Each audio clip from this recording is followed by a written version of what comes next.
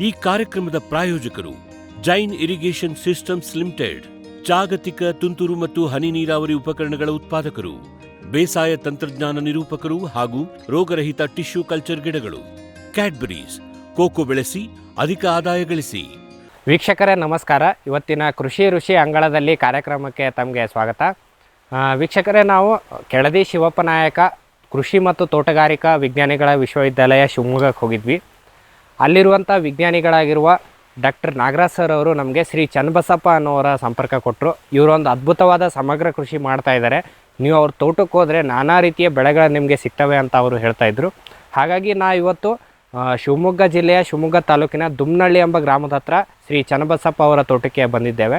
ನಾವು ಮೊದಲು ಇವ್ರ ತೋಟಕ್ಕೆ ಬಂದಾಗ ನಮ್ಗೆ ಫಸ್ಟ್ ಕಣ್ಣಿಗೆ ಬಿದ್ದಿದ್ದೇನೆಂದರೆ ಇವರು ಒಂದು 14ರಿಂದ 15 ಜೇನು ಪೆಟ್ಟಿಗೆಗಳನ್ನು ಇಟ್ಟಿದ್ರು. ಸ್ವಲ್ಪ ನಾವು ಒಳಗಡೆ ಹೋದಾಗ ನಮಗೆ ಕಾಫಿನೂ ಕಾಣ್ತು, ಕಾಳುಮೆಣಸು ಹಾಕಿದ್ರು, ಅಡಿಕೆ ಇತ್ತು, ತೆಂಗಿತ್ತು, ಅದ್ರ ಜೊತೆಗೆ ಅಲ್ಲಲ್ಲಿ ನಿಂಬೆ ಗಿಡಗಳು ಕಂಡ್ವು. ಆಮೇಲೆ ಅಲ್ಲಲ್ಲಿ ಬಾಳೆ ಗಿಡಗಳಂತೂ ಜಾಸ್ತಿ ಪ್ರಮಾಣದಲ್ಲಿತ್ತು. ಹಾಗಾಗಿ ಇದನ್ನೆಲ್ಲ ಇವರು ಯಾವ ರೀತಿ ಒಂದು ಪ್ಲ್ಯಾನ್ ಮಾಡಿದ್ದಾರೆ, ಇವರಿಗೇನು ವರ್ಷ ಪೂರ್ತಿ ಬರಬೇಕಾ ಅಥವಾ ಸೀಸನ್ಗಳಿಗೆ ಅಂತಲೇ ಪ್ಲ್ಯಾನಿಂಗ್ ಮಾಡಿರೋದ, ಇದು ಏನಕ್ಕೆ ಈ ರೀತಿಯ ಒಂದು ಸಮಗ್ರ ಕೃಷಿಯನ್ನು ಇವ್ರು ಮಾಡಿದ್ರು ಅನ್ನುವ ಎಲ್ಲ ಮಾಹಿತಿಗಳನ್ನು ಅವರಿಂದ ಕೇಳಿ ತಿಳಿದುಕೊಂಡು ಬರೋಣ ಬನ್ನಿ. ಸರ್ ನಮಸ್ಕಾರ. ಸರ್ ನಮಸ್ತೆ ಸರ್. ನಮ್ಮ ಫಾರಂ ಟಿವಿಯ ಕೃಷಿ ಋಷಿ ಅಂಗಳದಲ್ಲಿ ಕಾರ್ಯಕ್ರಮಕ್ಕೆ ತಮಗೆ ಸ್ವಾಗತ ಸರ್. ಧನ್ಯವಾದ ಸರ್. ನಾವು ಶಿವಮೊಗ್ಗ ವಿಶ್ವವಿದ್ಯಾಲಯಕ್ಕೆ ಹೋಗಿದ್ವಿ ಸರ್.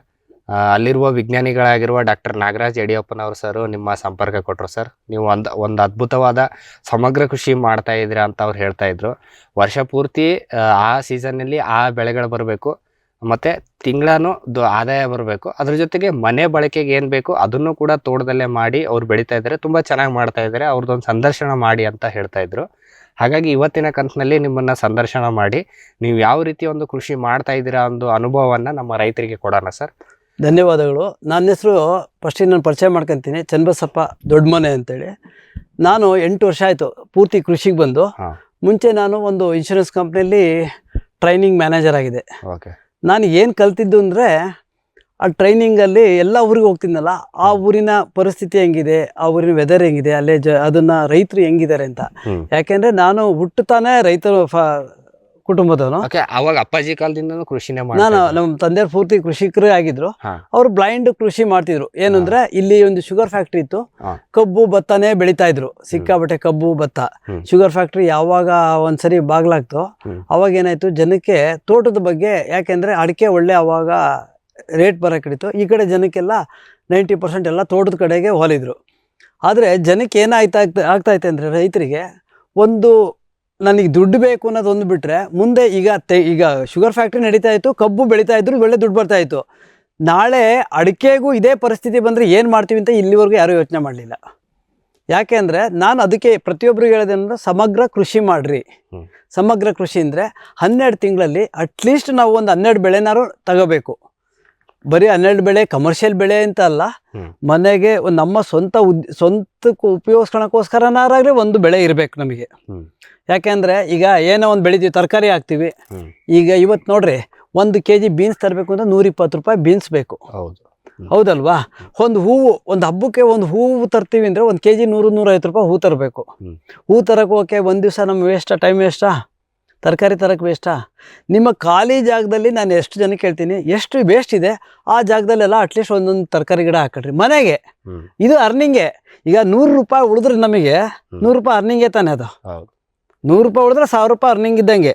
ಯಾಕೆಂದ್ರೆ ನಾವು ಹೇಳ್ತೀವಿ, ಈಗ ಏನು ಮಾಡ್ತಾರೆ ಜನಕ್ಕೆ, 100 ರೂಪಾಯಿ 1 kg ತರಕಾರಿ ಬೀನ್ಸ್ ತರಕ್ಕೆ ಏನಂತ 10 ಗಿಡ ಹಾಕಿದ್ರೆ ಸಾಕು, ಒಂದು 5-6 kg ಬೀನ್ಸ್ ಆಗ್ತಿದೆ. ಒಂದು ತಿಂಗಳು ಬೀನ್ಸ್ ಕಳೆದು ಹೋಗ್ತೈತಾ, 20 ಮೆಣಸಿನ ಗಿಡ ಹಾಕಿದ್ರೆ ಸಾಕು. ರೈತರು ಯಾಕೆ ಅದ್ರ ಬಗ್ಗೆ ಯೋಚನೆ ಮಾಡ್ತಾ ಇಲ್ಲ ಅಂತ ಮತ್ತೆ ಏನಾಗ್ತೈತೆ ಅಂದ್ರೆ, ಬರೀ ಅಡಿಕೆನೇ ಹಾಕ್ತಿದ್ದಾರೆ, ದುಡ್ಡು ಬರ್ತಾಯಿತ್ತು ಇವತ್ತು ಅಂತೇಳಿ. ಆಲ್ ಆಫ್ ಅ ಸಡನ್ ಒಂದ್ಸರಿ ಅಡಿಕೆದೇನಾರು ಮಾರ್ಕೆಟ್ ಬಿತ್ತು ಅಂದರೆ ರೈತರು ಇಡೀ ಶಿವಮೊಗ್ಗ ನಿಂತಿರೋದು ಬರೀ ಅಡಿಕೆ ಮೇಲೇ. ಅಡಿಕೆ, ನಾನು ತೆಂಗು ಅಡಿಕೆ ಸಮಗ್ರ ಕೃಷಿ ಯಾಕೆ ಮಾಡ್ರಿ ಅಂತೀವಿ ಅಂದರೆ, 12 ತಿಂಗಳಲ್ಲಿ ನೀವು ಪ್ರತಿ ತಿಂಗಳು ಒಂದು ಆದಾಯವನ್ನು ಇದ್ದರೆ, ಯಾವ ಅಡಿಕೆನಾರು ಬಿಡಲಿ, ತೆಂಗಿನಕಾಯಿ ರೇಟಾರು ಬಿಡಲಿ, ಯಾವ್ದಾರು ಬಿಡಲಿ, ನೀವು ಚೆನ್ನಾಗಿರ್ಬೋದು. ಯಾರ ಮೇಲೂ ಡಿಪೆಂಡ್ ಆಗಬೇಕಾಗಿಲ್ಲ. ಮತ್ತು ರೈತರು ಫಸ್ಟು ಫೈನಾನ್ಷಿಯಲ್ ಮ್ಯಾನೇಜ್ಮೆಂಟನ್ನು ಕಲಿಬೇಕು. ಬರೋಣ ಸರ್ ಅದಕ್ಕೆ. ಅಂದ್ರೆ ನೀವು ಈಗ ಒಂದ್ 8 ವರ್ಷದಿಂದ ಕೃಷಿ ಮಾಡ್ತೀರಾ? 8 ವರ್ಷ. ನಾನು ನನಗೆ ಪಕ್ಕ ಕೃಷಿಕ. ಯಾಕೆ ಅಂದ್ರೆ ನಾನು ಡ್ಯೂಟಿ ಮಾಡ್ತಿದ್ದೆ. ನಾನು ಸ್ವಲ್ಪ ಹಂಗೆ ಅರೆಬರೆ ರೈತ ಆಗಿದ್ದೆ. ಆಮೇಲೆ ಹೈದರಾಬಾದಿಗೆ ಟ್ರಾನ್ಸ್ಫರ್ ಮಾಡಿದ್ರು. ನನ್ನ ಜಮೀನು ಬಿಟ್ಟು ನಾನು ಯಾಕೆ ಹೈದರಾಬಾದಿಗೆ ಹೋಗ್ಬೇಕು ಅಂತೇಳಿ ಇಲ್ಲೇ ಮಾಡಬೇಕು ಅಂತೇಳಿ ಕೃಷಿ ಅಲ್ಲಿ ನನ್ನ ಉದ್ಯೋಗ ಬಿಟ್ಟು ಬಂದು ಇಲ್ಲಿ ಪೂರ್ತಿ ಕೃಷಿಕ ಆದೆ. ಒಂದು 8.5 ಎಕರೆ ಜಮೀನೇ ಇದೆ ನಂದು. 7.5 ಎಕರೆ ಬಂದಿತ್ತು. ನಾನು ಈಗ 1-2 ಎಕರೆ ತಗೊಂಡಿದ್ದೀನಿ. ಒಂದು 9.5 ಎಕರೆ ಆಗಿದೆ. ಭತ್ತ, ತೆಂಗು, ಅಡಿಕೆ, ಕಬ್ಬು ಕಬ್ಬು ಒಂದು ಬಿಟ್ಟು ಬಾಕಿದೆಲ್ಲ ಬೆಳಿತೀವಿ. ಯಾಕಂದ್ರೆ ಕಬ್ಬು ಶುಗರ್ ಫ್ಯಾಕ್ಟ್ರಿ ಇಲ್ಲಿ ಮುಚ್ಚೋಗಿದೆ, ಹಂಗಾಗಿ ಎಲ್ಲ ಬೆಳಿತೀವಿ. Okay sir. ಸರ್, ಈಗ ನೀವು ಬೇರೆ ಬೇರೆ ಜಾಗದಲ್ಲೆಲ್ಲ ಆಸ್ ಅ ಇನ್ಶೂರೆನ್ಸ್ ಮ್ಯಾನೇಜರ್ ಆಗಿ ನೀವೆಲ್ಲ ಹೋಗಿದ್ರಿ. ನೀವು ಹೇಳ್ತಾ ಇದ್ರಿ ನಾನು ಎಲ್ಲ ಕಡೆ ಎಲ್ಲದನ್ನು ನೋಡ್ತಾ ಇದ್ದೆ ಅಂತೇಳಿ. ಈಗ ಒಬ್ಬ ರೈತನ ಮಟ್ಟದಲ್ಲಾದ್ರೆ ಈಗ ಒಂದು ತೋಟಕ್ಕೆ ಹೋದ್ರೆ ಅಲ್ಲಿ ಏನ್ ನೋಡ್ಬೇಕು, ಏನ್ ಅಬ್ಸರ್ವ್ ಮಾಡ್ಬೇಕು ಸರ್? ರೈತ ಅಲ್ಲಿ ಹೋದ್ರೆ ಅವನು ಎಕ್ಸ್ಟ್ರಾಡಿನರಿ ಏನ್ ಮಾಡಿದ್ದಾನೆ ಅಂತ. ಯಾಕೆ ಈಗ ಒಂದು 4 ಗೊನೆ ತೆಂಗಿನಕಾಯಿ ಜಾಸ್ತಿ ಬಿಟ್ಟಿದೆ, ಒಂದು 4 ಗೊನೆ ಅಡಿಕೆ ಗೊನೆ ಜಾಸ್ತಿ ಬಿಟ್ಟಿದೆ ಅನ್ನೋದು ಮುಖ್ಯ ಅಲ್ಲ. ಭೂಮಿಯ ಫಲವತ್ತತೆನ ಹೆಂಗ್ ಕಾಪಾಡ್ಕೊಂಡಿದ್ದಾನೆ ಅಂತ ಫಸ್ಟ್ ನೋಡ್ಬೇಕು. ಈಗ ನಾನು ಮೇಕಪ್ ಮಾಡ್ಕೊಂಡಿದ್ದೀನಿ ಹೆಂಗೆ ಅನ್ನೋದಕ್ಕಿಂತವ ನನ್ನ ಆರೋಗ್ಯ ನಾನು ಹೆಂಗ್ ಇಟ್ಕೊಂಡಿದ್ದೀನಿ ಅನ್ನೋದು ನನ್ನ ಇಂಪಾರ್ಟೆಂಟ್. ಈಗ ಒಬ್ಬ ರೈತ ಈ ಭೂಮಿ ಬಂದಿದ್ದೀರನ್ರಿ, ಈ ಭೂಮಿ ಚೆನ್ನಾಗಿದ್ರೆ ನೀವ್ ಏನ್ ಬೆಳೆ ಹಾಕಿರೂ ಬರ್ತಿದೆ. ಅಂದ್ರೆ ಆ ಏರಿಯಾದಲ್ಲಿ ಬೆಳೆ ಆಪರ್ಚುನಿಟಿ ಬಗ್ಗೆ ಏನಿದೆ ಅನ್ನೋದನ್ನ ನಾವು ಕಂಡು ಹಿಡ್ಕೋಬೇಕು. ಖಂಡಿತಾನೆ. ಓಕೆ. ಫಸ್ಟ್ ಯಾವುದೇ ರೈತ ಆಗ್ಲಿ, ನಾನು ಇಲ್ಲಿ ಬೆಳೆ ಹಾಕ್ತೀನಿ ಅನ್ನೋದಕ್ಕಿಂತ ಮುಂಚೆ ಮಾರ್ಕೆಟ್ ಐತೆ ಅನ್ನೋದನ್ನ ಫಸ್ಟ್ ನಾವು ನೋಡ್ಕೋಬೇಕು. ಫಸ್ಟ್ ಮಾರ್ಕೆಟ್ ಬೇಸ್ ನಾವು ಕೃಷಿ ಮಾಡಬೇಕು. ರೈತರು ಏನ್ ಮಾಡ್ತಾರೆ, ಈಗ ಸುಮ್ಮನೆ ಯೂಟ್ಯೂಬಲ್ಲಿ ನೋಡ್ತೀವಿ, ಇನ್ನೊಂದ್ರಲ್ಲೆಲ್ಲ ನೋಡ್ತೀವಿ, ಮೆಕಾಡರ್ಮ ಬೆಳೀರಿ, ಆಪಲ್ ಬೆಳೀರಿ, ಅದೆಲ್ಲ ನೋಡ್ಬಿಟ್ಟು ಸಿಕ್ಕಾಬಿಟ್ಟೆ ನಾವು ಟೆಂಪ್ಟ್ ಆಗಿ ಮಾಡ್ತೀವಿ ಅನ್ಕೊಂಡ್ರೆ, ಇಲ್ಲಿ ಲೋಕಲ್ಲಿಗೆ ಮಾರ್ಕೆಟೇ ಇಲ್ಲ ಅಂದಾಗ ಏನ್ ಮಾಡ್ತಾರೆ? ಬಂಡವಾಳ ಲಕ್ಷಗಟ್ಟಲೆ ಬಂಡವಾಳ ಹಾಕಿರ್ತಾರ, ಏನು ಮಾಡ್ತಾರೆ? ಸಾಲ ಆಗ್ತಿದೆ, ಸಾಲ ಇನ್ನೊಂದು ಕತೆ, ಅದಕ್ಕೆ ಬಡ್ಡಿಗೆ ಇನ್ನೊಂದು ಸಾಲ ಆಗ್ತಿದೆ. ಯಾವತ್ತು ನಮ್ಮ ಲೋಕಲ್ ಮಾರ್ಕೆಟ್ ಯಾವುದೇ ಆಗಲಿ, ಯಾಕೆಂದರೆ ಇಂಡಿಯಾ ಸಣ್ಣ ರೈತರದ್ದೇ ಗ್ರೂಪು. 1000 ಎಕರೆ ಇರೋಂಥ ತುಂಬ ದೊಡ್ಡ ರೈತ ಎಷ್ಟೋ ಕಡಿಮೆ ಇರ್ಬೋದು, ಬಟ್ ಇಲ್ಲಿ 2 ಎಕರೆ 3 ಎಕರೆ ಅರ್ಧ ಎಕರೆ ಇಂಥ ರೈತರೇ ಇರೋದು. ಹಾಗಾಗಿ ನಾವು ಲೋಕಲ್ ಮಾರ್ಕೆಟನ್ನು ಫಸ್ಟು ಕಾನ್ಸಂಟ್ರೇಷನ್ ಮಾಡಬೇಕು. ವಿತೌಟ್ ಲೋಕಲ್ ಮಾರ್ಕೆಟ್ ಅಂತ ನಾವೇನು ಮಾಡೋಕ್ಕಾಗಲ್ಲ. ಓಕೆ, ಹಂಗಂದ್ರೆ ಒಂದು ನಾವು ಪ್ಲಾನಿಂಗ್ ಮಾಡೋ ಟೈಮಲ್ಲಿ ಬೆಳೆಗಳ ಆಯ್ಕೆ, ಅಲ್ಲಿ ಅದರದ್ದು ಮಾರುಕಟ್ಟೆ ಇದೆಯಾ, ಮೊದಲು ನಮ್ಮ ಭೂಮಿಯಲ್ಲಿ ಬೆಳೆ ಬರುತ್ತಾ, ನಮ್ಮ ಭೂಮಿ ಫಲವತ್ತತೆ ಇದೆಯಾ ಅಂತ ಎಲ್ಲ ನೋಡ್ಕೋಬೇಕು. Okay sir. ಸರ್, ಈಗ ನೀವೇನಾದರೂ ಇಲ್ಲಿ ಟ್ರೈನಿಂಗ್ ಪ್ರೋಗ್ರಾಮ್ ಏನಾದರೂ ತಗೊಂಡಿದ್ರಾ ಬೇರೆ ಕಡೆ ಎಲ್ಲಾದರೂ ಹೋಗಿ? ನಾನು ಬೇರೆ ಕಾರ್ಯಾಗಾರದಲ್ಲಿ ಏನಾದರೂ ಭಾಗವಹಿಸಿದ್ರ, ಆ ರೀತಿ ಏನಾದರೂ ಸೋಷಿಯಲ್ ಆಕ್ಟಿವಿಟಿ ಮಾಡಿದಿರಾ, ಮಾಹಿತಿಗಳನ್ನು ಹೆಂಗೆ ಸಂಗ್ರಹಣೆ ಮಾಡಿದ್ರಿ ಅಂತ? ನಾನು ಟ್ರೈನಿಂಗು ಆ್ಯಕ್ಚುಲಿ ಇದನ್ನ ಓದ್ತಾನೆ ಇದ್ದೆ. ಯಾಕೆಂದರೆ ನಾನು ಟ್ರಾವೆಲ್ ಮಾಡ್ಬೇಕಾದ್ರೆ ಕಾಡನ್ನ ನೋಡ್ತಿದ್ದೆ. ಈ ಕಾಡಲ್ಲಿ ಒಂದು ಸ್ಕ್ವೇರ್ ಮೀಟ್ರಲ್ಲಿ ಎಷ್ಟು ಥರದ ಗಿಡಗಳಿರ್ತವೆ, ಅದಕ್ಕೆ ಫೀಡ್ ಎಲ್ಲಿಂದ ಬರ್ತಿದೆ? ಈಗ ನಾವೇನು NPK ಕಾಡಿಗೆ ಹೋಗಿ ಯಾರೇ NPK ಹಾಕಲ್ವಾ, ಯಾವುದೇನು ಔಷಧಿ ಸ್ಪ್ರೇ ಮಾಡಲ್ವಾ? ಗಿಡಗಳಿಗೆ ಗೊತ್ತು, ಅದ್ರ ಆಹಾರವನ್ನು ಉತ್ಪತ್ತಿ ಮಾಡ್ಕೊಳ್ಳೋದು ಚೆನ್ನಾಗಿ ಗೊತ್ತಿದೆ. ನಾವು ಭೂಮಿಯನ್ನು ಫಸ್ಟು ಆ ಲೆವೆಲಿ ಫಲವತ್ತತೆಯಾಗಿ ಇಟ್ಕೊಂಡಿರ್ಬೇಕು. ಫಸ್ಟು ಯಾರೇ ಆಗಲಿ ರೈತರು ಕೆಲಸ ಮಾಡ್ಬೇಕಾದ್ರೆ ಫಸ್ಟು pH ವ್ಯಾಲ್ಯೂ ಚೆಕ್ ಮಾಡ್ರಿ ಅಂತೀನಿ ನಾನು.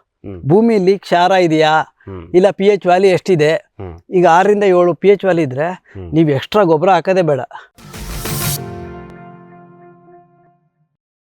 ವಿಶ್ವದಾದ್ಯಂತ ಪೇಟೆಂಟ್ ಪಡೆದ ನ್ಯಾನೋ ತಂತ್ರಜ್ಞಾನದಲ್ಲಿ ತಯಾರಾದ ನೂವಾಲ್ಗಿ ದ್ರಾವಣ.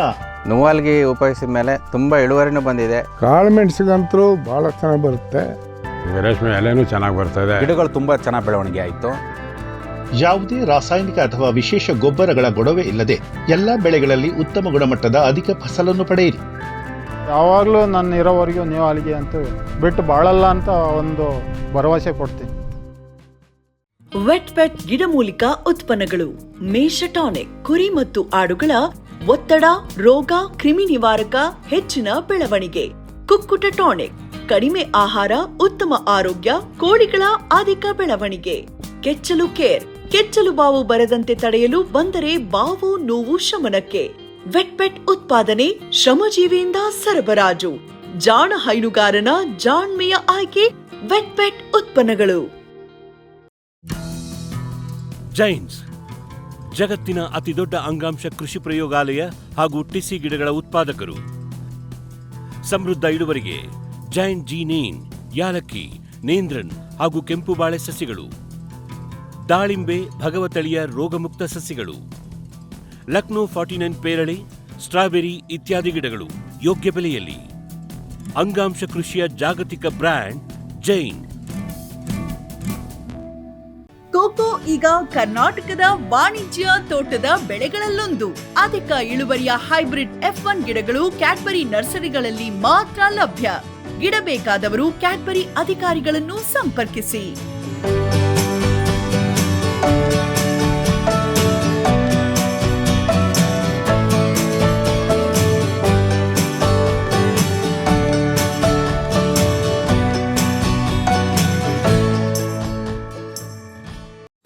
ಫ್ಯೂಚರ್ ಬಯೋಟೆಕ್ ಸಾವಯವ ಕೃಷಿಯ ವೇಗವರ್ಧಕ. ಪೋಷಕಾಂಶ ಪೂರೈಕೆಗೆ ಎನ್ಪಿಕೆ ಕಲ್ಚರ್, ವ್ಯಾಮ್, ಪಿಎಸ್ಪಿ ಮತ್ತು ಕೆಎಂಬಿ.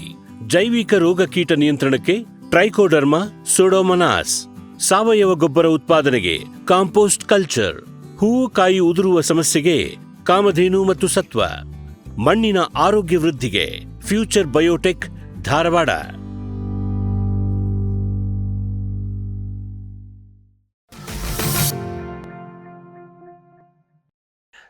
ಸರ್, ಈಗ ನಿಮ್ಮ ತೋಟದಲ್ಲಿ ಸದ್ಯಕ್ಕೆ ಯಾವ್ಯಾವ ಬೆಳೆಗಳು ಇದಾವೆ ಸರ್ ಇವಾಗ? ಅಂದ್ರೆ ಜನರಲ್ ಆಗಿ ಹೇಳಿ ಸರ್, ಆಮೇಲೆ ಮತ್ತೆ ನಾವು ಬೆಳೆ ಪರಿಸ್ಥಿತಿ ಬಗ್ಗೆ ಮಾತಾಡೋಣ ಸರ್. ಈಗ ಒಂದೊಂದಾಗಿ ಹೇಳಿ ಸರ್ ಯಾವ್ಯಾವ ಬೆಳೆ. ನನ್ನ ತೋಟದಲ್ಲಿ ಮೇಜರ್ ಆಗಿ ತೆಂಗು, ಅಡಿಕೆ, ಕಾಫಿ ಇದೆ, ಬಾಳೆ ಇದೆ, ಮತ್ತೆ ಮೀನು ಸಾಗಾಣಿಕೆ ಮಾಡಿದ್ದೀನಿ, ಜೇನು ಸಾಗಾಣಿಕೆ ಮಾಡಿದ್ದೀನಿ, ಮತ್ತೆ ನುಗ್ಗೆ ಗಿಡ ಹಾಕಿದ್ದೆ. ಈ ಸರಿ ಎಲ್ಲ ಯಾಕೆಂದ್ರೆ ಗಿಡ ಅದು ಮುಗೀತು, ಅದು 5 ವರ್ಷ ಆಗಿತ್ತೆ, ಮುಗ್ದಿತ್ತೆ, ತೆಗೆದಿದ್ದೀನಿ. ಹಣ್ಣಿನ ಗಿಡಗಳು ಒಂದು 10 ಥರದ ಹಣ್ಣಿನ ಗಿಡಗಳು ಹಾಕೊಂಡಿದ್ದೀನಿ. ಇಷ್ಟು ನೋಡ್ರಿ, ಇದು ಮತ್ತೆ ನಮ್ಮ ಮನೆಗೆ ಬೇಕಾದಂಥ ಲೋಕಲ್ ಎಲ್ಲ ತರಕಾರಿಗಳು ಹಾಕಿದ್ದೀನಿ ನಾನು.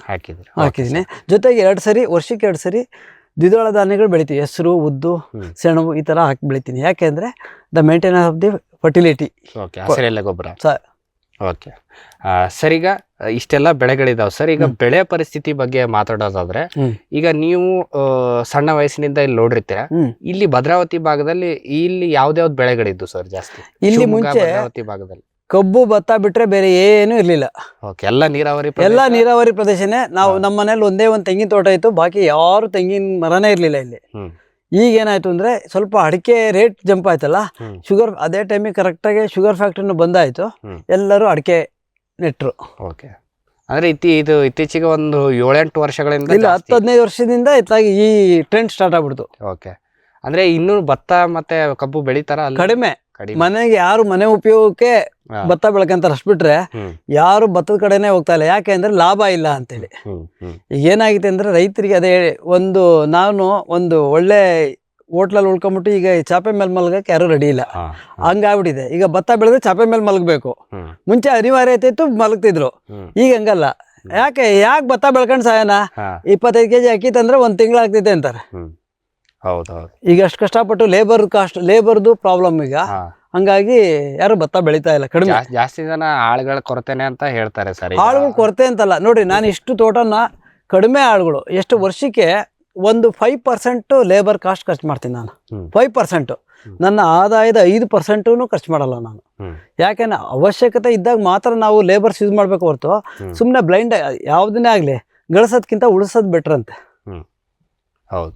ಈಗ ನನಗೆ ಏನಂದ್ರೆ 8 ಗಂಟೆ ನಾನೇ ಇಲ್ಲೇ ಕೆಲಸ ಮಾಡ್ತೀನಿ. ಅಟ್ಲೀಸ್ಟ್ ಒಂದು ಗರೀಬ್ ಇದ್ರೆ 8 ಗಂಟೆ ಅಂದ್ರೆ 1 ಎಕರೆ ಕ್ಲೀನ್ ಮಾಡ್ಕೊಂಡು ಹೋಗ್ತೀನಿ, ಜೆಟ್ ಹಾಕ್ತೀನಿ, ನೀರು ಬಿಡ್ತೀನಿ, ಎಲ್ಲ ಆಗ್ತೈತೆ.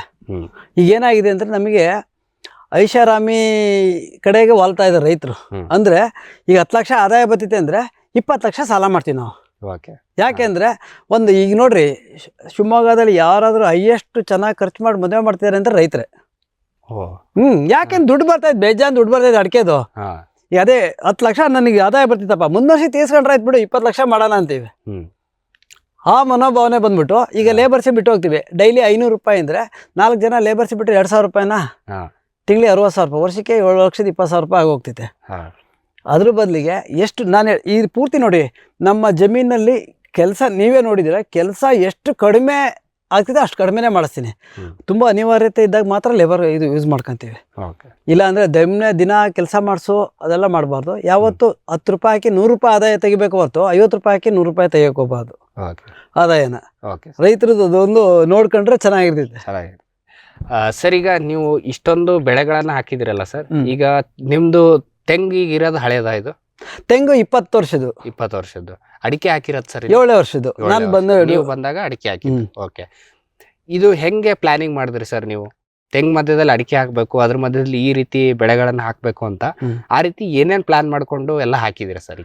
ನನಗೆ ಏನಾಗ್ತೈತೆ ಅಂದ್ರೆ ಫಸ್ಟ್ ಬಂದಾಗ ತೆಂಗಿನ ಮರಕ್ಕೆ ಇಷ್ಟು ತೆಂಗಿನ ಮರ ನೋಡಿದ್ರಲ್ಲ ಇಲ್ಲಿ 222 ತೆಂಗಿನೈತೆ, ಒಂದು 18,000 ಕಾಯಿ ಬೀಳ್ತಿತ್ತು. ಲೋಕಲ್ ತೆಂಗಿದು? ಲೋಕಲ್ ಅರಸೀಕೆರೆ. ಅರಸೀಕೆರೆ ಅರಸೀಕೆರೆ ಟಾಪು. ಒಂದು 18,000 ಬೀಳ್ತಿತ್ತು. ನಾನು ಯೋಚನೆ ಮಾಡಿದೆ, ಬರೀ ಇಷ್ಟು 18,000 ತೆಂಗಿನಕಾಯಿ ಕೀಳೋಕ್ಕೆ ಟ್ರ್ಯಾಕ್ಟರ್ ಓಡಿಸ್ಬೇಕು, ಗೊಬ್ಬರ ಹಾಕ್ಸ್ಬೇಕು, ಅದಕ್ಕೆ ಸುಮ್ಮನೆ ವೇಸ್ಟಾಗಿ ಕಳೆ ಬೆಳೀತಿತ್ತಾ. ನಾನು ಅಲ್ಲಿ ಕಾಡು ನೋಡ್ತಿದ್ನಲ್ಲ, ಕಾಡು ಥರನೇ ನನ್ನ ತೋಟ ಇರಬೇಕು, ಕಾಡು ಥರನೇ. ಇನ್ನು 2 ವರ್ಷ ಹೋದ್ರೆ ನನ್ನ ತೋಟ ಪೂರ್ತಿ ಕಾಡು ಥರನೇ ಇರ್ತೈತೆ. ಏನಂದ್ರೆ ಬಂದಿದ್ದು ಫಸಲು ಕಟ್ ಮಾಡ್ಕೋಬೇಕು. ಯಾಕೆಂದರೆ ಬಿದ್ದಿದ್ದೆಲ್ಲ ನೋಡಿರಿ, ಒಂದು ಮರ ಕಟ್ ಮಾಡಿಸಿದ್ರು ಇಲ್ಲಿ ಹಾಕ್ತೀವಿ, ಯಾಕೆಂದ್ರೆ ಅದು ಗೊಬ್ಬರ ಹಾಕಬೇಕು. ನಾನು ಅಂದ್ಕೊಳ್ಳಿ, ಈಗ ಇದೇ ತೆಂಗಿನ ಮೊದಲು 18,000ದಿಂದ ಹಿಡಿದು ಇದೇ ಲಾಸ್ಟ್ ಇಯರ್ 49,000 ತೆಂಗಿನಕಾಯಿ ಬಿತ್ತೈತೆ. ಇದು ಯಾಕೆಂದ್ರೆ ಮತ್ತೆ ಇಲ್ಲಿ ಅಡಿಕೆನೂ ಹಾಕಿದ್ದೀನಿ. ನೀವೇ ನೋಡ್ತಿದ್ರೆ ಇದು 5ನೇ ವರ್ಷ ಕ್ರಾಸ್ ಆಗಿದೆ, 2 ಕೊಯ್ಲಾಗಿದೆ, ಇನ್ನೂ ಅಡಿಕೆ ಐತೆ. ಇದ್ರ ಮಧ್ಯದಲ್ಲಿ ಬಾಳೆ ಹಾಕಿದ್ದೆ, 17 kg 18 kg ಪುಟ್ಟ ಬಾಳೆನೇ ಬಂದಿತ್ತು. ನನಗೆ ಒಂದು 50 ರೂಪಾಯಿ ರೇಟ್ ಸಿಕ್ಕರು ಸಾಕು. 10 kg ಆವ್ರೇಜ್ ಬಂದರೂ ಬಾಳೆ 500 ರೂಪಾಯಿ ಗಿಡ ಆಗ್ತೈತೆ. 3 ಎಕರೆಗೆ 400 ಗಿಡನ 1200 ಗಿಡ, 5ರಿಂದ 6 ಲಕ್ಷನ ನೀವೊಂದು 60,000 ರೂಪಾಯಿ ಖರ್ಚು ಮಾಡಿರಿ.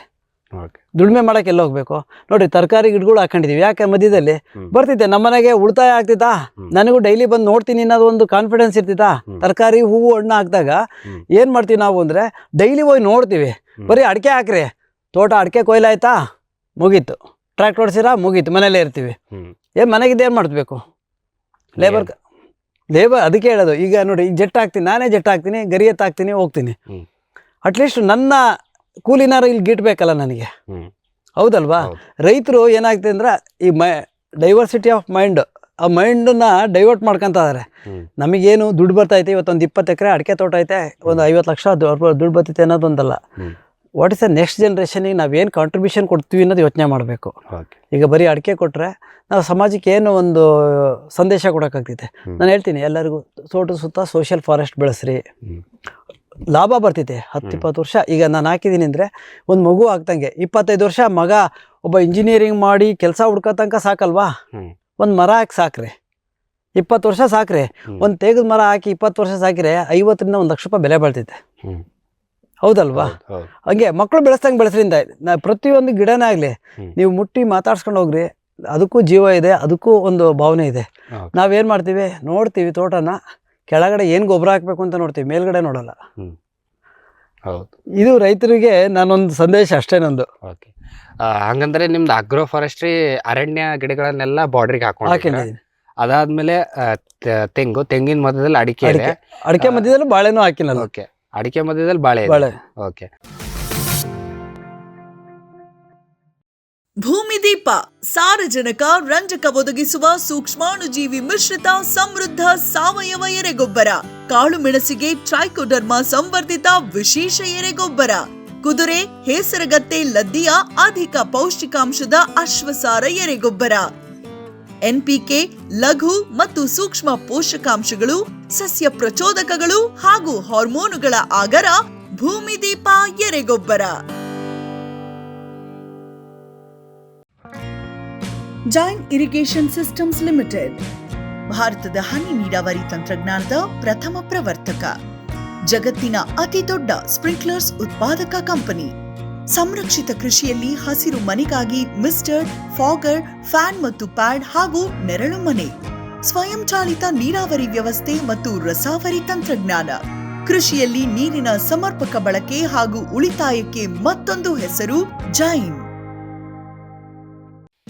Next Zen life areca boiler dryer. ಅಡಿಕೆ ಬೇಯಿಸಲು ನೀರು, ಕಟ್ಟಿಗೆ, ಅಡಿಕೆ ಹಾಲಿನ ಅವಶ್ಯಕತೆ ಇಲ್ಲ. ಬೆಂದು 60% ಒಣಗಲು ಕೇವಲ 3-4 ಗಂಟೆ, ನಂತರ 2-3 ಬಿಸಿಲು. ಬಣ್ಣ, ಗುಣಮಟ್ಟದಲ್ಲಿ ಬದಲಾವಣೆ ಇಲ್ಲ. 3% ಹೆಚ್ಚಿನ ತೂಕ. ಗಂಟೆಗೆ ಸರಾಸರಿ 3 ಯೂನಿಟ್ ವಿದ್ಯುತ್. 100, 200, 500 ಮತ್ತು 1000 ಕಿಲೋಗ್ರಾಂ ಮಾದರಿಗಳು. ಇದೇ ತಂತ್ರಜ್ಞಾನದ ಯೂನಿವರ್ಸಲ್ ಡ್ರೈಯರ್ ಕೂಡ ಲಭ್ಯ. ಪೇಟೆಂಟ್ ಪಡೆದ ತಂತ್ರಜ್ಞಾನ ನೆಕ್ಸ್ಟ್ ಜೆನ್ ಲೈಫ್. ಸಮೃದ್ಧ ಸಾವಯವ ಗೊಬ್ಬರ, ಎಂಎಸ್ಜಿಪಿ ಮತ್ತು ಕೆಸಿಡಿಸಿ ಉತ್ಪಾದನೆ, ಫಾರ್ಮ್ ಟಿವಿಯಿಂದ ಸರಬರಾಜು. ಅತಿ ಕಡಿಮೆ ಬೆಲೆಗೆ ಅತ್ಯುತ್ತಮ ಗೊಬ್ಬರ. ಇಲ್ಲ ಭಾರಲೋಹ, ಕೃಷಿ ವಿಶ್ವವಿದ್ಯಾಲಯದಿಂದ ಪರೀಕ್ಷಿತ. ಸಾವಯವ ಇಂಗಾಲ, ಎನ್ಪಿಕೆ, ಪಿಎಚ್, ಇಸಿ ಎಲ್ಲ ನಿಗದಿತ ಮಿತಿಯಲ್ಲಿ. ಅಡಿಕೆ, ತೆಂಗು, ಬಾಳೆ, ಕಾಫಿ, ದಾಳಿಂಬೆ, ದ್ರಾಕ್ಷಿ, ಕಬ್ಬು, ಭತ್ತ, ಜೋಳ, ಹತ್ತಿ ಹೀಗೆ ಎಲ್ಲಾ ಬೆಳೆಗಳಿಗೂ ಪ್ರಶಸ್ತ. ಜೀವಂತ ಮಣ್ಣು, ಸಮೃದ್ಧ ಬೆಳೆ. ಅತ್ಯಧಿಕ ಲಾಭಕ್ಕೆ ಬಳಸಿ ಸಿಟಿ ಕಾಂಪೋಸ್ಟ್. ಗ್ರೀನ್ ಪ್ಲಾಸ್ಟ್ ಐಎಸ್ಐ ಪ್ರಮಾಣೀಕೃತ ಪರಿಶುದ್ಧ HDPE ಜಿಯೋ ಮೆಂಬ್ರೇನ್ ಪಾಂಡ್ ಲೈನರ್ಗಳು. ಕೃಷಿ ಹೊಂಡ, ಕೆರೆ, ಕಾಲುವೆ, ಮೀನುಕೊಳ, ಸ್ಪಿರುಲಿನಾ ಹೊಂಡಗಳಿಗೆ ಬೇಕಾದ ಆಕಾರ ಮತ್ತು ವಿಸ್ತೀರ್ಣಗಳಲ್ಲಿ ಸರ್ಕಾರದ ಸಬ್ಸಿಡಿ ಯೋಜನೆಯಡಿ ಲಭ್ಯ. 100% ಪುನರ್ಬಳಕೆ, ಯುವಿ ಮತ್ತು ಒಡಕು ನಿರೋಧಕ, ಪಕ್ಕಾ ಜೋಡಣೆ, 5 ವರ್ಷಗಳ ಲಿಖಿತ ವಾರಂಟಿ, ಗ್ರೀನ್ ಪ್ಲಾಸ್ಟ್. ವೆಟ್ಪೆಟ್ ಗಿಡಮೂಲಿಕಾ ಉತ್ಪನ್ನಗಳು. ಬೋವಿಟೋನ್ ವೆಟ್ 33 ಗಿಡಮೂಲಿಕೆಗಳ ಜಾನುವಾರು ಆರೋಗ್ಯವರ್ಧಕ ಟಾನಿಕ್. ದೂದ್ ಪ್ಲಸ್ ಅಧಿಕ ಹಾಲು, ಡಿಗ್ರಿ ಮತ್ತು ಫ್ಯಾಟ್, ರಾಸು ಸುಲಭವಾಗಿ ಹಾಲಿಳಿಸುತ್ತದೆ. ಫಾಸ್ಟ್ ಪ್ಲಸ್ ಗರಿಷ್ಠ ರಂಜಕ, ಕ್ಯಾಲ್ಸಿಯಂ, ಜೀವಸತ್ವಗಳು, ಖನಿಜಗಳು, ಪ್ರೋಬಯೋಟಿಕ್ಸ್ ಇತ್ಯಾದಿ. ಹಸು, ಎತ್ತು, ಎಮ್ಮೆ, ಕೋಣ, ಹಂದಿ, ಕುರಿ, ಆಡು, ಕೋಳಿಗಳಿಗೆ ವೆಟ್ ಪೆಟ್ ಫಾರ್ಮುಲೇಷನ್ಸ್ ಉತ್ಪಾದನೆ, ಶ್ರಮಜೀವಿಯಿಂದ ಸರಬರಾಜು. ಜಾಣ ಹೈನುಗಾರನ ಜಾಣ್ಮೆಯ ಆಯ್ಕೆ ವೆಟ್ ಪೆಟ್ ಉತ್ಪನ್ನಗಳು.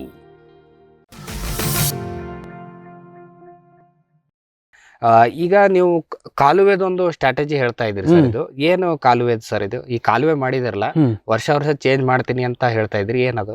ಕಾಲುವೆಗಳು ಅಂದ್ರೆ ಬಸಿ ಕಾಲುವೆ, ನೀರು ಹಿಂಗಕ್ಕೋಸ್ಕರ ಕಾಲುವೆ ಮಾಡ್ತೀನಿ. ಯಾವಾಗ ಅಂದ್ರೆ ಜೂನ್ ತಿಂಗಳಲ್ಲಿ ಕಾಲುವೆ ಮಾಡಿಸ್ತೀನಿ. ಯಾಕೆ ಅಂದ್ರೆ ನನ್ನ ತೋಟದಲ್ಲಿ ನೀರು ಹರಿದು ಹೊರಗೆ ಹೋದ್ರೆ ಭೂಮಿಯ ಫಲವತ್ತತೆನೂ ಹೋಗ್ತೈತೆ, ನೀರು ಭೂಮಿ ಹಿಂಗಲ್ಲ. ನಮಗೆ ನೀರು ಹಿಂಗಿಲ್ಲ ಅಂದ್ರೆ ಬೋರ್ವೆಲ್ಗಳು ಹೆಂಗೆ ರೀಚಾರ್ಜ್ ಆಗ್ತವೆ, ಅಂತರ್ಜಲ ಹೆಂಗೆ ಇದಾಗ್ತೈತೆ, ಡೆವಲಪ್ ಆಗ್ತೈತೆ. ಅದಕ್ಕೆ ಏನು ಮಾಡ್ತೀನಿ, ಪ್ರತಿ ವರ್ಷ ಒಂದು ಲೈನ್ ಹಾಳಿಲಿ ಒಂದೊಂದು ಲೈನ್ ತೆಗಿಸ್ತಾ ಹೋಗ್ತೀನಿ. ಅದೇನಾಗ್ತೈತೆ ಅಂದರೆ ಈ ಕರೆಕ್ಟಾಗಿ ಈ ಸೆಪ್ಟೆಂಬರ್ ಅಷ್ಟೊತ್ತಿಗೆ ಮಳೆ ಮುಗಿತೈತೆ, ಅವಾಗ ಇರೋ ತೋಟದಲ್ಲಿರೋ ಕಸ ಎಲ್ಲ ಚರಂಡಿ ತುಂಬ್ತೀನಿ, ಅಲ್ಲಿ ಬಾಳೆ ಇಡ್ತೀನಿ. ಅವಾಗ ಏನಾಗ್ತೈತೆ ಅಂದರೆ ಬಾಳೆಗೆ ನಾನು ಗೊಬ್ಬರ ಹಾಕೋದೇ ಬೇಡ, ನೆಕ್ಸ್ಟ್ ಇಯರಿಗೆ ಇನ್ನೊಂದು ಲೈನಿಗೆ ತೆಗಿಸ್ತೀನಿ, ಅಲ್ಲಿ ಗೊಬ್ಬರ ತುಂಬ್ತೀನಿ. ನನಗೆ ಕಳೆದು ಸಮಸ್ಯೆನೂ ಬಗೆಹರಿದು ಹೋಗ್ತಿದೆ, ಮತ್ತೆ ನನ್ನ ತೋಟದ ಫಲವತ್ತತೆನೂ ಅಲ್ಲೇ ಇರ್ತೈತೆ. ಅಂದ್ರೆ ವರ್ಷ ಪ್ರತಿ ವರ್ಷನೂ ಕಾಲುವೆ ತೆಗ್ಸೋದು, ಕಸ ತುಂಬೋದು, ಹಳೇದ್ ಕಸ ತುಂಬೋದು, ಅಲ್ಲಿ ಅಲ್ಲೇ ಗಿಡ ನೆಡೋದು.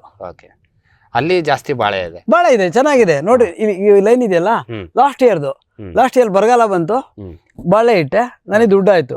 ಈ ವರ್ಷನೂ ತೆಗ್ದಿದ್ದೀನಿ, ನೋಡಿದಿರಲ್ಲ ನೋಡ್ರಿ, ನೀರ್ ಒಂದನಿ ನಮ್ಮ ತೋಟದಲ್ಲಿ ಒಂದನಿ ನೀರ್ ನಿಲ್ಲಲ್ಲ, ಎಲ್ಲ ನೀರ್ ಕುಡಿತೈತೆ, ಭೂಮಿ ನೀರ್ ಕುಡಿತೈತೆ. ಅಂತರ್ಜಲಕ್ಕೂ ನಾನೊಂದು ಕಾಂಟ್ರಿಬ್ಯೂಷನ್ ಕೊಟ್ಟಂಗೆ ಆಗ್ತೈತೆ. ಈ ವರ್ಷ ಈಗ ಬಾಳೆ ಹಾಕ್ತೀನಿ, ನೆಕ್ಸ್ಟ್ ಇಯರ್ ಇನ್ನೊಂದು ಲೈನಲ್ಲಿ ಬಾಳೆ, ಈಗ ಚರಂಡಿ ತೆಗ್ಸಿನಿ, ಅಲ್ಲಿ ಬಾಳೆ, ಆ ಥರ. ಹಂಗೆ ಅಷ್ಟೊತ್ತಿಗೆ 4 ವರ್ಷ ಆಗ್ತಿದ್ದಂಗೆ ಇದೆಲ್ಲ ಗೊಬ್ಬರ ಆಗೋಗಿರ್ತೈತೆ. ನಮ್ಮ ಭೂಮಿಯ ಫಲವತ್ತತೆ ತುಂಬಾ ಚೆನ್ನಾಗಿರ್ತೈತೆ. ಯಾವುದೇ ಗೊಬ್ಬರ ಆಗ್ಲಿ ಸುಡ್ಬೇಡ್ರಿ, ಜೊತೆಗೆ ಮಣ್ಣಲ್ಲಿ ಮುಚ್ಚಿರಿ ಅಂತೀನಿ. ಪ್ರತಿಯೊಂದನ್ನು ಸಾವಯವವಾಗಿ ಬೆಳಿಬೇಕು, ಕನ್ವರ್ಟ್ ಆಗಬೇಕು. ಓಕೆ ಸರ್, ತೆಂಗಿನ ನೀವು ನಾಟಿ ಮಾಡಿದ್ದು ಹೆಂಗೆ ಸರ್? ಇದು ಯಾವ ಅಂತರದಲ್ಲಿದೆ? ತೆಂಗು 27 ಅಡಿ ಒಂದು ಅಂತರದಲ್ಲಿ ಮಾಡಿದ್ದೀನಿ. 27 ಇದೆ ಉದ್ದ ಮತ್ತೆ ಸಾಲಿಗೆ. Okay sir. ಅಡಿಕೆ ಸರ್? ಅಡಿಕೆ 9 ಅಡಿಗೆ ಮಧ್ಯದಲ್ಲಿ 2 ಲೈನ್ ಹಾಕಿದ್ದೀನಿ. 9 ಅಡಿ 9 3 27 ಏನಾಗ್ತಿದೆ ಅಂದ್ರೆ 18 ಅಡಿ ಮಧ್ಯದಲ್ಲಿ 2 ಲೈನ್ ಬರ್ತಿದೆ, ಇನ್ ಬಿಟ್ವೀನ್ ಮಧ್ಯದಲ್ಲಿ ಇನ್ನೊಂದು 9 ಅಡಿ ಇನ್ನೊಂದು ಲೈನ್ ಬರ್ತಿದೆ. ಹಂಗಾಗಿ ನನಗೆ 1 ಎಕರೆಗೆ 500 ಗಿಡ ಆರಾಮ್ಸೆ ಹಿಡಿತಿದೆ. ಎಕರೆಗೆ 500 ಅಂತರ ಬೆಳೆ. ಓಕೆ, ಅದ್ರ ಮಧ್ಯದಲ್ಲಿ ಮತ್ತೆ ನಿಮ್ಗೆ ಬಾಳೆ ಹಾಕಿದ್ದೀನಿ. ಬಾಳೆದೇನ್ ಅಂತರ? ಬಾಳೆ ಅಂತರ ಏನ್ ಬೇಡಪ್ಪ, ಯಾವುದೇ ಆಗ್ಲಿ ಬಾಳೆಗೆ ನಾವೇನಂತೀವಿ, ಈಗ ಗುಂಪು ಬಾಳೆನೆ ಬೆಳೀರಿ ಅಂತೀನಿ ನಾನು. ಯಾಕೆ ಅಂದ್ರೆ ಒಂದು ಸರಿ ಭೂಮಿ ಫಲವತ್ತತೆ ಬಂದ್ಬಿಟ್ರೆ ಐತಲ್ಲ, ಯಾವುದೇ ಫಸಲು ಹಾಕ್ರಿ ಚೆನ್ನಾಗ್ ಬರ್ತೈತೆ. ಅದಕ್ಕೆ ಇಲ್ಲ ನಾವು ಸಿಸ್ಟಮೆಟಿಕ್ 9 ಅಡಿಗೆ ಅದನ್ನು 9 ಅಡಿ ಒಂದು ಈ ತರ ಚರಂಡಿಲಿ ಹಾಕ್ತೀನಿ, ಇನ್ ಬಿಟ್ವೀನ್ ಅಲ್ಲಿ ಏನು ಆಗಲ್ಲ. ಅದ್ರಲ್ಲಿ ಎಷ್ಟು ಗರಿ ಬೀಳ್ತೈತೆ ಅಷ್ಟು ಗೊಬ್ಬರ ಆಗ್ತಾನೆ ಇರ್ತೈತೆ. ಅದ್ರ ಕೆಳಗಡೆ ಹೂವಿನ ಬೆಳೆಗಳು, ಒಂದ್ ಸಾಲಲ್ಲಿ ಹೂವಿನ ಬೆಳೆಗಳು ಸೀಸನ್ ತಕ್ಕನಾಗೆ 3 ತಿಂಗಳು ಹೂವಿನ ಬೆಳೆ 3 ತಿಂಗಳಲ್ಲಿ ಮುಗಿದು ಹೋಗ್ತೈತೆ. ಯಾವ್ದು ವೇಸ್ಟ್ ಲ್ಯಾಂಡ್ ಇದೆ ಬದುಗಳು ನೋಡಿ, ಅವರೇ ಗಿಡ ಹಾಕಿದೀನಿ. ಯಾಕೆಂದ್ರೆ ನಾವು ತಿನ್ಬೇಕು. ಫಸ್ಟ್ ರೈತರಿಗೆ ಹೇಳೋದನ್ನ ನೀವು ಬೆಳೆದು ತಿನ್ರಿ ಚೆನ್ನಾಗಿ, ಆಮೇಲೆ ಮಾರ್ಕೆಟೆ. ಕಮರ್ಷಿಯಲ್ ಬೆಳೆಗಳನ್ನೇ ಮಾಡ್ರಿ ಮಾರ್ಕೆಟ್ ಬಿಡಕ್ಕೆ, ಫಸ್ಟ್ ಆರೋಗ್ಯಕರಕ್ಕೆ ನಾವು ಬೆಳ್ಕೊಂಡು ತಿನ್ರಿ ಅಂತೀನಿ. ನಾವು ರೈತರಾಗಿ ಬ್ಯಾಗ್ ಇಟ್ಕೊಂಡು ತರಕಾರಿ ತರೋದು ಮುಟ್ಟಾಳ್ತಾನ, ಹೌದಲ್ವಾ? ಇದು ಒಂಥರ ನೀವು ಮಲ್ಟಿ ಲೇಯರ್ ಸಿಸ್ಟಮ್ ಮಾಡ್ದಂಗೆ. ಖಂಡಿತಾನೆ ಮಲ್ಟಿ ಲೇಯರ್ ಸಿಸ್ಟಮೇ ಬೆಸ್ಟ್ ಮಾಡೋದು. ಈಗ ನಾವು ವಾಣಿಜ್ಯಿಕವಾಗಿ ಈಗ ಕೇಳೋದಾದ್ರೆ ಸರ್, ಈಗ ಇದು ಎಷ್ಟು ತೆಂಗಿನ ಗಿಡಗಳಿದಾವೆ ಏನಿವಾಗ? ನಂದು 216 ತೆಂಗಿನ ಗಿಡ ಐತೆ. ಲಾಸ್ಟ್ ಇಯರ್ 49,000 ತೆಂಗಿನಕಾಯಿ ಬಿದ್ದಿತ್ತೆ. ಅವರೇಜು ನನಗೆ ಒಂದು 230-240 ತೆಂಗಿನಕಾಯಿ ಬೀಳ್ತೈತೆ. ನನ್ನ ಟಾರ್ಗೆಟ್ ನೆಕ್ಸ್ಟ್ ಇಯರ್ ಅಷ್ಟೊತ್ತಿಗೆ ಒಂದು ಗಿಡಕ್ಕೆ 300 ಕಾಯಿ ತೆಗಿಬೇಕು. 300 ಅಂದ್ರೆ ಒಂದು 60,000-70,000 ತೆಂಗಿನಕಾಯಿ ಬಿದ್ದರೆ ನಾನು ಕರೆಕ್ಟಾಗಿ ರೀಚ್ ಆಗಿದ್ದೀನಿ ಅಂತ. ಮತ್ತೆ 300 ಗಿಡ ಅಂದರೆ ಒಂದು ವರ್ಷಕ್ಕೆ ಲೆಕ್ಕ ಹಾಕ್ರಿ, ಎಳ್ನೀರೇ ಕೊಡ್ತೀನಿ ನಾನು. ಒಂದು 10% ತೆಂಗಿನಕಾಯಿ ತಗೊಂತೀನಿ, 90% ಎಳ್ನೀರೇ ಕೊಡ್ತೀನಿ. ಯಾಕೆ ಅಂದರೆ ಒಂದು ಗೊನೆ ಎಳ್ನೀರು ತೆಗೆದ್ರೆ ಇನ್ನು 1.5 ತಿಂಗಳಿಗೆ ಇನ್ನೊಂದು ಗೊನೆ ಎಳ್ನೀರು ಬರ್ತಿದೆ. ಓಕೆ. ಅದೇ ತೆಂಗಿನಕಾಯಿ ಕೇಳ್ರಿ, 1 ವರ್ಷ ತೆಂಗಿನಕಾಯಿ ಕಾಯ್ತೀವಿ, ಮತ್ತೆ 1 ವರ್ಷ ಕೊಬ್ಬರಿ ಕಾಯ್ತೀವಿ. 2 ವರ್ಷ ಇವತ್ತಿನ ರೇಟಿಗೆ, ಇವತ್ತಿನ ಮಾರ್ಕೆಟಿಗೆ ನೀವು 2 ವರ್ಷಕ್ಕಾದ್ರೆ ಇವತ್ತಿನ ಏನು ರೇಟ್ ಎಳ್ನೀರು ಸಿಗ್ತಿದೆ ಅಷ್ಟೇ ಸಿಗ್ತಿದೆ. ಹೌದಲ್ವಾ? ನೀವು 1,000 ಎಳ್ನೀರಿಗೆ 22,000 ರೂಪಾಯಿ ಇವತ್ತು ದುಡ್ಡು ಸಿಗ್ತಿದೆ ಅಂದ್ರೆ ನೀವು 22,000 ರೂಪಾಯಿ ಕೊಬ್ಬರಿ ತಗೊಳಕ್ಕೆ 2 ವರ್ಷ ಕಾಯ್ಬೇಕಾಗ್ತಿದೆ. 22,000 ರೂಪಾಯಿ ನೀವು ಜಸ್ಟ್ ರೀಇನ್ವೆಸ್ಟ್ಮೆಂಟ್ ಮಾಡ್ತಾ ಹೋಗ್ರಿ, ನಿಮಗೆ ಫೈನಾನ್ಷಿಯಲಿ ಚೆನ್ನಾಗಿ ಇದಾಗ್ತಿದೆ, ಮತ್ತೆ ನಿಮಗೆ ತಕ್ಷಣದ ನೀಡಿಗೆ ದುಡ್ಡು ಆಗ್ತಿದೆ. ಯಾರ ಹತ್ರನೂ ಕೇಳೋ ಅವಶ್ಯಕತೆ ಇಲ್ಲ, ಸಾಲ ಮಾಡೋ ಅವಶ್ಯಕತೆ ಇಲ್ಲ. ಎಳ್ನೀರಿಗೆ ಹೋದ್ರೆ ಬೆಸ್ಟ್. ಓಕೆ ಸರ್, ಈಗ ಕಮರ್ಷಿಯಲ್ ಆಗಿ ನೀವು ಬಾಳೆ ಮಾಡ್ತಾ ಇದ್ದೀರಾ, ಯಾವ ತಳಿಗಳನ್ನ ಹಾಕೊಂಡಿದ್ದೀರಾ ಸರ್? ಇಲ್ಲೇ ಲೋಕಲ್ ಪುಟ್ಟ ಬಾಳೆನೆ, ಇದು ಏಲಕ್ಕಿ ಬಾಳೆನೆ ಹಾಕ್ತಿದ್ದೀನಿ. ಓಕೆ. G9 ಉದ್ದ ಬಾಳೆ G9 ಹಾಕಿದ್ದೀನಿ, ಬಟ್ G9ಗೆ ಸ್ವಲ್ಪ ಮಾರ್ಕೆಟ್ ಕಡಿಮೆ ಅಲ್ಲ, ಹಂಗಾಗಿ ಸ್ವಲ್ಪ ಮಾಡ್ತೀನಿ. ಅವಶ್ಯಕತೆ ಸ್ವಲ್ಪ ಮಾಡ್ತೀನಿ, ಬಟ್ ಪುಟ್ಬಾಳೆ ಐತಲ್ಲ ಎವರ್ ಗ್ರೀನ್, ಯಾವಾಗ್ಲೂ ಇಲ್ಲಿ ಮಾರ್ಕೆಟ್ ಆಗ್ತೈತೆ, ಹಂಗಾಗಿ ಅದನ್ನ ಹಾಕೊಂಡಿದ್ದೀನಿ. ಓಕೆ. ಅದು ಟಿಶ್ಯೂ ಕಲ್ಚರ್ ಬಾಳೆನಾ? ಟಿಶ್ಯೂ ಎಲ್ಲ ಪುಟ್ಬಾಳೆನಾ? ಟಿಶ್ಯೂ ಕಲ್ಚರ್ ಹಾಕಿದೀನಿ, ಕಂದು ಹಾಕಿದೀನಿ. ಯಾವ್ದು ಬೆಟರ್ ಅನ್ಸುತ್ತೆ ನಿಮ್ಗೆ? ಕಂದು ಬೆಟ್ರು, ನಮಗೆ maintenance easy. Okay. Tissue culture ಇನ್ನೂ ಅಷ್ಟು ಸಕ್ಸಸ್ ಆಗಿಲ್ಲ ರೇಷಿಯೋ. ಓಕೆ. ಇನ್ನು ಇದು G9 ಐತಲ್ಲ ತುಂಬಾ ಚೆನ್ನಾಗಿ ಬೆಳೆದಿದೆ. ಟಿಶ್ಯೂ ಕಲ್ಚರ್ ಅಲ್ಲಿ ಸ್ವಲ್ಪ ಏಲಕ್ಕಿ ತೊಂದ್ರೆ. ಓಕೆ. ಕಂದು ಹಾಕಿದಿರಾ, ಕಂದು ಮೇಂಟೆನೆನ್ಸ್ ಈಜಿ, ಆಮೇಲೆ ಕಡಿಮೆ ಖರ್ಚು ಕಡಿಮೆ. ನಿಮಗೆ ಟಿಶ್ಯೂ ಕಲ್ಚರ್ ಆದ್ರೆ 20-21 ರೂಪಾಯಿ ಸಸಿನೇ ಬೀಳ್ತಿದೆ. ಕಂದಾದ್ರೆ 3 ರೂಪಾಯಿ 4 ರೂಪಾಯಿ, ಒಂದು 5-6 ರೂಪಾಯಿನಾಗೆ ನೀವು ಇದನ್ನ ನೆಟ್ ಬಿಡ್ಬೋದು. ಓಕೆ ಸರ್, ಈಗ ಇದ್ರದ್ದು ಸೀಸನಲ್ ಪ್ಲಾನಿಂಗ್ ಹೆಂಗ್ ಮಾಡ್ತೀರಾ ಸರ್? ಯಾವುದೇ ಆಗ್ಲಿ ಪ್ಲಾನಿಂಗ್ ಮಾಡ್ಬೇಕು ಅಂದ್ರೆ ನಾವು ಹಬ್ಬಗಳು ನೋಡ್ಬೇಕು. ನಾವು ಇಂಡಿಯಾದಲ್ಲಿ ತುಂಬಾ ಬಾಳೆಹಣ್ಣು ಯಾವಾಗ ರೇಟ್ ಬರ್ತೈತೆ ಅಂದ್ರೆ ಜೂನ್ ಇಂದ ಹಿಡಿದು ಸೆಪ್ಟೆಂಬರ್ ಅಕ್ಟೋಬರ್ ತನಕ ಒಳ್ಳೆ ರೇಟ್, ದೀಪಾವಳಿ ಮುಗಿಯೋ ತನಕ ಒಳ್ಳೆ ರೇಟು. ಈಗ ಡಿಸೆಂಬರ್ ಆದ್ಮೇಲೆ ಇನ್ನು 4-5 ತಿಂಗಳೈತಲ್ಲ, ಮಾವಿನ ಹಣ್ಣು ಆ ಸೀಸನ್ ಬಂದ್ಬಿಡ್ತೈತೆ, ಅವಾಗ ಬಾಳೆಹಣ್ಣು ಜಾಸ್ತಿ ಜನ ತಿನ್ನಲ್ಲ. ಆ ಟೈಮಿಗೆ ಬರಬಾರ್ದು. ಯಾವತ್ತು ಸೀಸನೈಸ್ಡ್ ನಾವು ನೋಡ್ಬೇಕು. ಬಾಳೆ ಮಾತ್ರ ಐತಲ್ಲ, ಹಬ್ಬ ಸೀಸನ್ ಶ್ರಾವಣ ಬಂತು ಅಂದ್ರೆ 70 ರೂಪಾಯಿ 80 ರೂಪಾಯಿ ಕೆಜಿ ಆಗಿರ್ತೈತೆ ನಮ್ಮ ಹತ್ರನೇ. 70 ರೂಪಾಯಿ 80 ರೂಪಾಯಿ ಕೆಜಿನೇ ಆಗಿರ್ತೈತೆ. ಈ ಜನವರಿಯಿಂದ ಹೋಗ್ರಿ 30 ರೂಪಾಯಿ 35 ರೂಪಾಯಿ ಬಂದ್ಬಿಡ್ತೈತೆ. ಯಾಕೆಂದ್ರೆ ಮಾವಿನ ಹಣ್ಣು ಬಂದ್ಬಿಡ್ತೈತೆ, ಮಾರ್ಕೆಟಲ್ಲಿ ಬೇಜಾನ್ ಬೇರೆ ಬೇರೆ ಹಣ್ಣು ವೆರೈಟಿ ಆಫ್ ಹಣ್ಣು ಬಂದ್ಬಿಡ್ತವೆ. ಹಂಗಾಗಿ ನಾವು ಸ್ವಲ್ಪ ಬಾಳೆಹಣ್ಣನ್ನ ಸೀಸನ್ ವೈಸೇ ನೋಡ್ತೀನಿ. ಓಕೆ. ಈಗ ಏಲಕ್ಕಿ ಬಾಳೆ ನೀವು ಒಂದ್ಸಲ ನಾಟಿ ಮಾಡಿದಾಗಂತೂ ಇದು ಒಂದು 12ರಿಂದ 13 ತಿಂಗಳಾದ್ರೂ ಬೇಕು. ಕಂದ್ ಹಾಕಿದ್ರೆ ಒಂದ್ ಸ್ವಲ್ಪ ಬೇಗ ಬರುತ್ತೆ. ಇಲ್ಲ, ಇದನ್ನು ಕಂದ್ ಹಾಕಿದ್ರೆ 13 ತಿಂಗಳು ಬೇಕು. ಟಿಶ್ಯೂ ಕಲ್ಚರ್ ಆದ್ರೆ 11-12 ತಿಂಗಳಿಗೆ ಬಂದ್ಬಿಡ್ತೈತೆ. ಟಿಶ್ಯೂನೇ ಬೇಗ ಬರ್ತೈತೆ. ಓಕೆ. ಕಂದ್ ಹಾಕಿದ್ರೆ ಒಂದು ಲೇಟ್ 3 ವರ್ಷ ತಗೋಬಹುದು. ಈಗ ಬಾಳೆಗೊನೆ ಬರ್ತಾ ಐತೆ ಅಂದಾಗ ನೆಕ್ಸ್ಟ್ ಯೋಚನೆ ಮಾಡ್ಬಿಟ್ಟು ನಾವು ಆ ಸೀಸನ್ಗೆ ಒಂದು 11 ತಿಂಗಳಿಗೆ ಬರ್ತೈತೆ. ನೆಕ್ಸ್ಟ್ ಇದು ಕಂದು ಐತಲ್ಲ, ಅವಾಗ ಯಾಕಂದ್ರೆ ಅದನ್ನ ಚಿಗುರ್ಬೇಕು ಅಂತಿಲ್ಲ, ಆಲ್ರೆಡಿ ಚಿಗುರು ಬಂದ್ಬಿಟ್ಟಿರ್ತಲ್ಲ. 11 ತಿಂಗಳಿಗೆ ಬರಂಗೆ ಕರೆಕ್ಟಾಗಿ ಒಂದು ಕಂದು ಬಿಟ್ಬಿಟ್ರೆ ಕರೆಕ್ಟಾ ಅಲ್ಲಿ ಬಂದಿರ್ತೈತೆ. ಅವಾಗ ನಿಮಗೆ ದುಡ್ಡು ನಿಲ್ಗಡೆ ಆಗಲ್ಲ. ಖರ್ಚು ಏನಾಗ್ತದೆ ಅಂದ್ರೆ ನೀವು ಖರ್ಚು ಮಾಡೋ ಅಂತ ಅವಶ್ಯಕತೆನೇ ಇರಲ್ಲ. ಯಾವ್ದಾಗ್ಲಿ ಅದು ಕರೆಕ್ಟ್ ಅದಕ್ಕೆ ತಕ್ಕನ ಪ್ಲಾನಿಂಗ್ ಮಾಡ್ಕೊಂಡ ಅವಾಗ ಇನ್ವೆಸ್ಟ್ಮೆಂಟ್ ಮಾಡ್ಕೊಂಡ್ರೆ ಸರಿ ಆಗ್ತದೆ ಅಷ್ಟೇ. ಸರ್, ಇದು ಉದ್ದ ಬೆಳೆಯತ್ತಲ್ಲ, ಇದಕ್ಕೆ ಏನಾದ್ರು ಸಪೋರ್ಟಿಂಗ್ ಏನಾದ್ರು ಕೊಡ್ತೀರಾ? ಏನ್ ನೋಡ್ರಿ, ಯಾವ್ದು ಬಿದ್ದಿಲ್ಲ. ಯಾಕೆಂದ್ರೆ ಭೂಮಿ ಹಾಳುವ ತೆಗ್ದಾಕಿರ್ತೀವಲ್ಲ, ಇಲ್ಲಿ ಸೋಷಿಯಲ್ ಫಾರೆಸ್ಟ್ ಮಾಡೋ ಉದ್ದೇಶ ಏನ್ ಗೊತ್ತೇನ್ರಿ, ಗಾಳಿ ಈ ನ್ಯಾಚುರಲ್ ಕೆಲಾಮಿಟಿ ಐತಲ್ಲ, ನಾವು ಪ್ರಕೃತಿವಾಗಿ ಏನೋ ಬಿರುಗಾಳಿ ಬಂತು, ಇದು ತಡೀತಿದೆ. ನನ್ನ ತೋಟ ಸುತ್ತ ಎಲ್ಲೂ ಗಾಳಿ ನೋಡ್ರಿ, ಯಾವ್ದೋ ಒಂದೇ ಒಂದು ಬಾಳೆಗೊನೆನೋ ಅಲ್ಲಿ ನೋಡಿದ್ರಲ್ಲ, ಯಾವ್ದಾರ ಮುರಿದಿದ್ಯಾ? ಮುರಿದಿಲ್ಲ. ಯಾಕೆಂದ್ರೆ ಗಾಳಿ ತಡೀತಿದೆ. ನಾವೇನ್ ಮಾಡ್ತೀವಿ, ಓಪನ್ ಸ್ಪೇಸ್ ತರ ಬಿಟ್ಬಿಟ್ರೆ ಈಗ 9 ಅಡಿ ಜಾಗ ಬಿಟ್ಟಿರ್ತೀವಿ, ಸೀದಾ 9 ಅಡಿ ಒಳಗೆ ಗಾಳಿ ಹೆಂಗ್ ಬರ್ತೈತಿ ಹಿಂಗ್ ಬರ್ತೈತಿ. ಈಗ ಮರ ಎಲ್ಲ ಉಲ್ಡೋಗಲ್ವಾ? ಅದೇ ಅಲ್ಲಿ ಒಂದು ಗೋಡೆ ಇದ್ದಂಗೆ, ನಮ್ಮ ಮನೆಗಳಿಗೆ ಒಂದು ಗೋಡೆ ಇದ್ದಂಗೆ. ಸೋಷಿಯಲ್ ಫಾರೆಸ್ಟ್ ಇದೆ ವಾಲ್ ಆಫ್ ದಿ ಹೌಸ್ ಅನ್ನಂಗೆ. ಆ ರೀತಿ ಮಾಡ್ಕೊಂಡಿದ್ದಾರೆ. ಅದಕ್ಕೆ ನಿಮ್ಗೆ ಸಪೋರ್ಟಿಂಗ್ ಏನೋ ಬೇಕಾಗಿಲ್ಲ? ಏನು ಕೊಟ್ಟೇ ಇಲ್ಲ ನಾನು. ಸರಿ, ಇದು ಗೊಬ್ಬರ ಅಂತೂ ನೀವು ಹೇಳಿದ್ರಿ, ಈಗ ಟ್ರೆಂಚ್ ಅಲ್ಲೇ ನೀವೆಲ್ಲ ಕಸ ಕಡ್ಡಿ ಗೊಬ್ಬರ ಹಾಕಿ ಮುಚ್ಚಿನೇ ನಾಟಿ ಮಾಡಿರ್ತೀರಿ ಅಂತೇಳಿ. ಅದು ಬಿಟ್ಟು ಎಕ್ಸ್ಟ್ರಾ ಮತ್ತೆ ಏನಾದ್ರು ಗೊಬ್ಬರ? ಏನು ಅಂದ್ರೆ ಅನಿವಾರ್ಯತೆ ಬಿದ್ದಾಗ, ಮಣ್ಣು ಪರೀಕ್ಷೆ ಒಳಗೆ ಏನಾದ್ರು ಸ್ವಲ್ಪ ಕೊರತೆ ಇದ್ದಾಗ ಪೊಟ್ಯಾಶ್, ಸ್ವಲ್ಪ ಲೈಟಾಗಿ ಯೂರಿಯಾ ಕೊಡ್ತೀವಿ.